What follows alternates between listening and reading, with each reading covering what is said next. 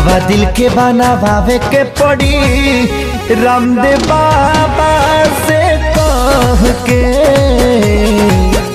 दवा दिल के बनावे के पड़ी रामदेव बाबा से कह के।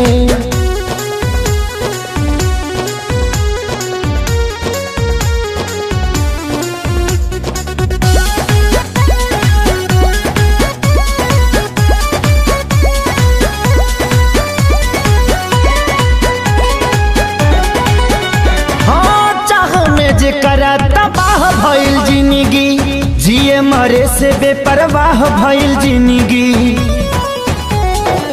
चाह में जेकरा तबाह भइल जिंदगी जिए मरे से बेपरवाह भइल जिंदगी। जेकरा खातिर सब कुछ कइनी ओकर नजर में बाबुर भइनी। दिल के गिरल दीवार हमारे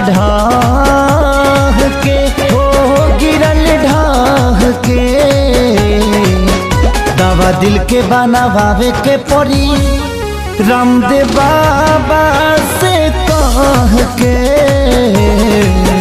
दवा दिल के बनावे के पड़ी रामदेव बाबा से कह के।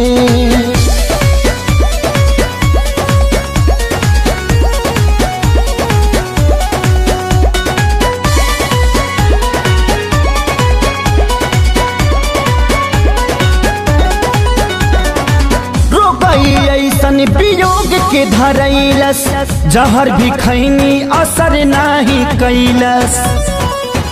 हार गई ऐसन वियोग के धरैलस जहर भी खैनी असर नाही कैलस।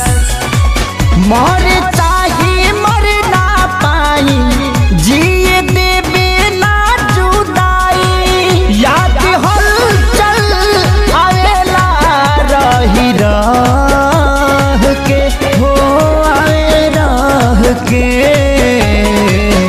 दवा दिल के बनावे के पड़ी रामदेव बाबा से कह के।